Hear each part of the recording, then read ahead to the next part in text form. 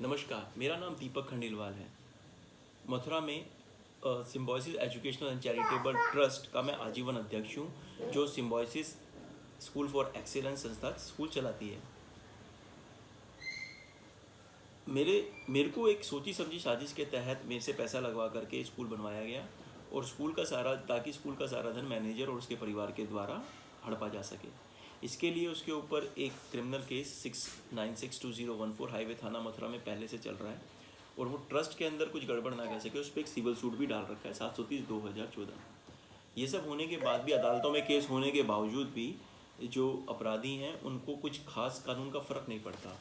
2018-19 में मेरे को पता लगा कि इसने जो है स्कूल को हड़पने की साजिशें और शुरू कर दी। मेरी जानकारी में ये आया कि इसने सीबीएसई की मान्यता ली और सीबीएसई मान्यता के लिए काफ़ी कूटरचित दस्तावेज बनाए। सीबीएसई की मान्यता लेने के लिए जो सबसे एक ज़रूरी चीज़ होती है कि जो ट्रांजैक्शंस होनी चाहिए वो स्कूल की इलेक्ट्रॉनिकली होनी चाहिए, मतलब एक स्कूल का खाता होना चाहिए जो कि यूज़ होना चाहिए स्कूल के लिए।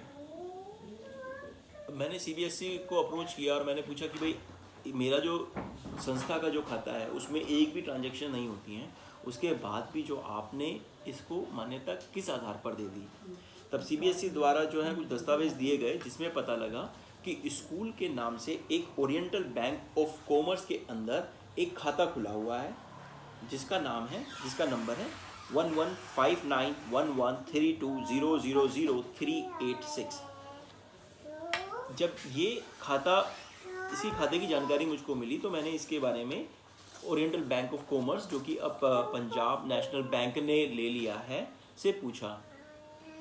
तो उनके द्वारा ये बताया गया कि मेरे को इस खाते की कोई जानकारी नहीं मिल सकती है क्योंकि ये खाता जो मेरी संस्था है Symbiosis educational and charitable trust, जो कि स्कूल चला रही है, उसके द्वारा नहीं खोला गया है।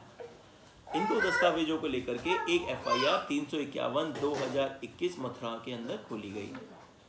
जब उसमें इन्वेस्टिगेशन करी गई तब पता लगा कि ये जो खाता है किसी श्री राम कृपा शिक्षा समिति एवं कार्यकारिणी समिति के द्वारा ये खाता खोला गया है। आयो साहब से ये भी पता लगा कि ये जो संस्था है इसके अंदर 7 मेंबर हैं और इस संस्था के जो 7 मेंबर हैं वो हैं अमरजीत सिंह, जो कि मेरी ट्रस्ट का मैनेजर भी है, उसके पिताजी नरेंद्र सिंह जी, अमरजीत सिंह की पत्नी जो है सुदेंदु सिंह, अमरजीत की भाभी चेतना सिंह, मेरे स्कूल में ही काम कर रहे जो दिखा रहे हैं, जो मेरे काम कर रहे हैं, इनके मामा के लड़के 2 रतनदीप चौधरी और भारत चौधरी, और एक इसका भाई पवनजीत सिंह है, उसके भाई का एम्प्लॉय देवेंद्र सिंह जो है वो इसके एम्प्लॉय हैं, इसके मेंबर्स हैं।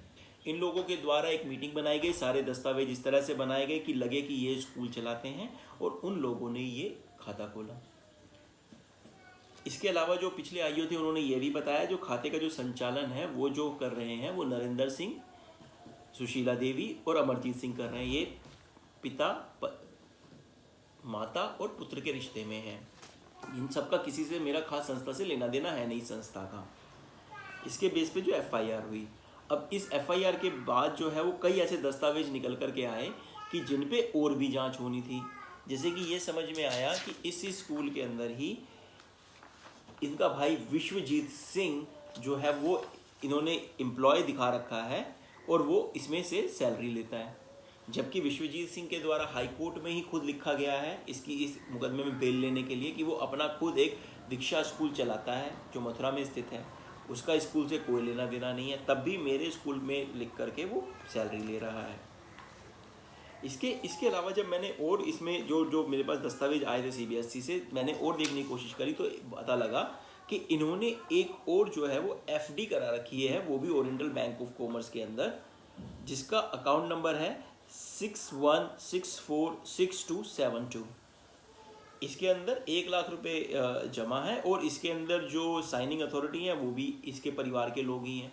इसके डॉक्यूमेंट्स भी जो है वो निकलवाने हैं कि क्या है। अब ये जो इन्होंने जो इतना बड़ा काम किया ये अकेले तो कर नहीं सकते थे, तो इनके साथ जो है कई लोग जुड़े थे। सीबीएसई के अंदर एक और चीज़ पता लगी कि यहाँ पर स्कूल के अंदर उसने अपने पिताजी नरेंद्र सिंह जो हैं उसको चेयरमैन बता रखा है और यही दस्तावेज चेयरमैन के जो है सीबीएसई में जमा भी करा रखे हैं। मतलब पूरे पेपर इस तरह से बनाए जा रहे हैं जिस हिसाब से मेरे स्कूल में कब्जा कर सकें। अब यहाँ पे जो एक और जो दस्तावेज है जो सबसे ज़्यादा इम्पोर्टेंट मेरे को समझ में आया, वो था एक सीबीएसई की मान्यता के लिए जो जो सबसे ज़्यादा ज़रूरी होता है, वो होता है सीबीएसई मान्यता के लिए कि उसकी स्कूल की सारी जांच कौन करता है। वो जांच एक रिपोर्ट बनाई जाती है जो सीबीएसई को जमा करी जाती है, उसके आधार पर ही सीबीएसई की मान्यता मिलती है। ये जो जांच है वो लोकल DIOS मथुरा ने की। अब इसमें सिर्फ ये अपराधी अपने आप, या तो दो चीज़ें हो सकती थी, या वो DIOS को फर्जी डॉक्यूमेंट दें या DIOS की मिली भगत से ये काम करें। दस्तावेजों से ये समझ में आ रहा है कि या तो उन्होंने दोनों में से एक काम किया है। जैसे कि ये सर्टिफिकेट नंबर है 8638 जो कि DIOS ने इशू करा है। इस सर्टिफिकेट के अंदर 3 इंपॉर्टेंट जो स्टेटमेंट है जो DIOS ने दी है, जो कि बहुत ज़रूरी है मान्यता के लिए। इससे ये पता लगता है कि जो स्कूल है वो पहले से ही मान्यता प्राप्त है। दूसरा, इसको एम्प्लॉयमेंट प्रोविडेंट फंड भी दिया जा रहा है। और तीसरा, सारी ट्रांजैक्शंस जो है वो बैंक के थ्रू हो रही हैं। इन तीनों के बिना ये सर्टिफिकेट इशू नहीं हो सकता। बैंक का मैं आपको बता ही चुका हूँ कि ओरिएंटल बैंक ऑफ कॉमर्स के अंदर जो इन्होंने जो खाता खोला है वो फर्जी सोसाइटी से खोला है। दूसरी चीज़ जो इसमें मैंने आपको बताई है जो है कि ये स्कूल मान्यता प्राप्त पहले से है, जबकि इसकी जांच करने पे, इन दस्तावेजों की जांच करने से पता लगा कि ये जो स्कूल है ये कभी मान्यता प्राप्त था ही नहीं। यानी कि DIOS को या तो फर्जी डॉक्यूमेंट दिए हैं या फिर इसके अंदर कोई अलग फर्जी वाला किया है। ये बेसिक शिक्षा अधिकारी के द्वारा ये एक सर्टिफिकेट इशू किया गया है, जिस सर्टिफिकेट का नंबर जो है वो है बेसिक शिक्षा /मान्यता/857274, ईयर है 2018 एंड 19, और इस सर्टिफिकेट की इशू की डेट है 11/1/2019। ये सर्टिफिकेट ये बताता है कि स्कूल को जो मान्यता है ये पहली बार 2019 में सेशन शुरू करने के लिए मिली है। इससे पहले स्कूल को मान्यता नहीं मिली। इसका मतलब DIOS के अधिकारियों ने या तो इसमें मिली भगत करके काम किया है या उनको गलत जानकारी दी है। और मेरा ये मानना है कि मिली भगत करके, क्योंकि जब मैंने इसकी कंप्लेंट करी तो DIOS ने सारी की सारी जो रिपोर्ट्स हैं वो उनके फेवर में बनाई। हम लोग जब गए तो हमारे साथ बड़ा अभद्र व्यवहार किया CBSE और DM द्वारा, उनको जांच दी गई थी उसके बाद। तो इसके अंदर जो है वो DIOS के अधिकारियों की बहुत बड़ी मिली भगत है, जिसकी जांच होनी चाहिए। बेसिक शिक्षा अधिकारी के जो सर्टिफिकेट इशू है इसके पेपर निकलने चाहिए कि इनके पेपर में ये मान्यता किस पेपर के आधार पर मिली है। इस बैंक के अलावा और जो ओरिएंटल बैंक का इसमें FIR हुई है, उसके अलावा ये दूसरा जो ओरिएंटल बैंक इन्होंने यूज़ किया उसकी जांच होनी चाहिए कि इसमें क्या पेपर लगे हैं। अब ये सारी जो साजिश की गई है उसका जो मेन आधार है वो, अच्छा एक और डॉक्यूमेंट है, ये है एम्प्लॉय प्रोविडेंट फंड, जो भी लिखा हुआ है DIOS के सर्टिफिकेट में। इसकी डेट है 23 जनवरी, जबकि DIOS का सर्टिफिकेट है वो है 22 जनवरी का। यानी कि एम्प्लॉयमेंट प्रोविडेंट फंड का जो सर्टिफिकेट है वो तो आया ही बाद में है, तो एम्प्लॉयज़ को एम्प्लॉयमेंट प्रोविडेंट फंड मिल ही नहीं सकता था।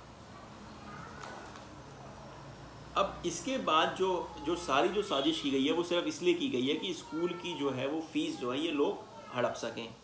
अब स्कूल हड़पने के लिए ये जो खर्चा दे रहे हैं, दिखा रहे हैं बैंक, यहाँ इन्होंने वहाँ पे भी शुरू किया है, कोर्ट में भी कुछ दिखाते हैं, उसमें ये दिखा रहा है टोटल खर्चा 45 लाख के आसपास होता है। मेरे स्कूल के अंदर आज की तारीख में थाउजेंड्स के करीब एम्प्लॉयज़ हैं, उनसे 1000 के करीब स्टूडेंट्स हैं, उनसे 5-6 तरह की फ़ीस ली जाती है। एडमिशन फ़ीस होती है, एनुअल फ़ीस होती है, मंथली फ़ीस होती है, टर्म फ़ीस होती है, एग्ज़ामिनेशन फ़ीस होती है, फिर ट्रांसपोर्टेशन फ़ीस होती है। इसके अलावा book, dresses etcetera, sports fees होती है। ये सारी फ़ीसें मिला करके और आप क्लास लेवल के हिसाब से देखेंगे तो ऑन एन एवरेज एक बच्चे से 2 से 3 हज़ार रुपये आपको मंथली पैसा आता है ये फ़ीस के नाम पर। मेरे स्टूडेंट जो हैं वो हैं 1000 स्टूडेंट्स। अगर आप थाउजेंड्स को 2000 से मल्टीप्लाई करें तो हर महीने आपको 20 लाख रुपए आते हैं। 12 से आप गुना कर दें तो 12 दूनी 24, 2 करोड़ 40 लाख रुपए की आमदनी स्कूल में है। और खर्चा जो है वो है 40-45 लाख, यानी कि टोटल मिलाकर के 2 करोड़ रुपए साल की मेरे स्कूल से चोरी हो रही है। उस पैसे का कोई रिकॉर्ड नहीं रखा जा रहा और मैनेजर और उसका परिवार अपनी जेब में रख रहा है। अब ये सब FIR वगैरह हो गई तो उसके बाद जब हमने पता लगा कि ये ओरिएंटल बैंक का तो इन लोगों ने अकाउंट बंद कर दिया, जैसे ये FIR का उनको पता लगा, जैसे इसका कंप्लेंट का, अब इन लोगों ने एक और अकाउंट खोल दिया है जो कि HDFC बैंक में है। इसके लिए मैंने अलग से FIR लगाने के लिए रिक्वेस्ट करी। मगर वहाँ पे जो अधिकारी है उन्होंने इसी एफआईआर के अंदर इस चीज़ की भी जांच जोड़ दी। मतलब ऐसा हो गया कि अपराधियों की एक एफआईआर खुली पड़ी है, अब चाहे वो जितने मर्जी अपराध करें सारी जांच को इसी में जोड़ा जा रहा है, और इस जोड़ के ये करके कि लास्ट में इसी को सीधा क्लोज करके अपराधियों की सारे जो अपराध किए जा रहे हैं उनको क्लीन कर दिया जाएगा। ये HDFC बैंक में जो अकाउंट खोला गया है वो है 50200044286526। ये जो कॉपी है आईओ साहब को दे दी गई है। अब इसके अंदर जो साजिश है पैसे की, मैंने अब आपको बता दिया। अब इन लोगों ने किया क्या कि अकाउंट जो खुला वो दिसंबर 12 में खुला, दिसंबर 2018 में खुला। इस अकाउंट को जो कि 7 लोगों ने मिलकर के खोला। इस अकाउंट को जनवरी के अंदर, जनवरी फरवरी में इस अकाउंट को एक 16 लोगों की कमेटी जो है उन लोगों ने इस अकाउंट को यूज़ करते हुए CBSC में दिया। इसकी जब मुझे खबर पड़ी तो मैंने इसमें सितंबर अक्टूबर में मैंने इसकी जब कंप्लेंट करी CBSC को कि भाई ये कैसे चल रहा है, तो ये BS से बेसिक शिक्षा अधिकारी द्वारा एक जांच की गई। इस जांच की जो खबर है वो अपराधियों को पड़ी और अपराधियों की तरफ को BSA ने क्लीन चिट दे दी। क्यों दे दी वो आप देख सकते हैं उनके जवाब में। लेकिन उस जांच से इनको पता लग गया कि यहाँ पे जो इन्होंने फर्जीवाड़ा किया है वो सामने आ जाएगा। तो जो 7 लोग जिन्होंने सोसाइटी बनाई हुई है और 16 लोग जिन्होंने इस अकाउंट को यूज़ किया है, इनके कुछ मेंबर्स ने मिल करके अमरजीत सिंह जो मेरा मैनेजर है उसके मामा के लड़के हेम कुमार के साथ मिल करके एक फर्जी मीटिंग दिखाई। उस मीटिंग को मैंने अपने अधिकार के हिसाब से कैंसिल भी कर दिया कि ये मीटिंग जो है ये किसी भी ट्रस्ट के हिसाब से नहीं हो सकती, क्योंकि मैं ही ट्रस्ट के अंदर मीटिंग बुलाने का अधिकारी हूँ, मैं ही कह सकता हूँ कब मीटिंग बुलाई जाए। उसके बावजूद भी इस चीज़ों को सबको छुपाने के लिए इन 25 लोगों में से 4 लोगों ने जो हैं आशुतोष पारासर, हेम कुमार, PN भाटिया और देवेंद्र सिंह, इन चारों ने एक मीटिंग बुलाई और उस मीटिंग में कहा कि भाई हम ट्रस्ट में जुड़ना चाहते हैं, तो वो जुड़ गए। और उसी मीटिंग के अंदर इन्होंने कर दिया कि अब हम जुड़ गए हैं तो अब हम प्रेसिडेंट को भी हटा दें। ये उन्होंने कोर्ट में भी लगा दिया। मीटिंग की जो डेट है वो है अक्टूबर 2019। उसके बावजूद भी जो HDFC बैंक जो कि दिसंबर में खोला गया है 2019 में, यहाँ पर उन्होंने मेरे को ही प्रेसिडेंट बनाया है। मेरे ही प्रेसिडेंट बनाते हुए डॉक्यूमेंट लगाए हैं। मैंने HDFC को जो मेल करी उस मेल में भी HDFC द्वारा यही कहा गया है कि ये जो अकाउंट खोला है किसी भी सूरत में संभव नहीं है कि आपको ना पता हो। आज स्थिति ये हो गई है, ये किसी भी डिपार्टमेंट में कोई भी डॉक्यूमेंट लगा देते हैं फर्जी का और इन अपराधियों को कोई नहीं पकड़ सकता। ये मेरा केस है और इसमें मैं जल्द से जल्द कार्रवाई की मांग करता हूँ।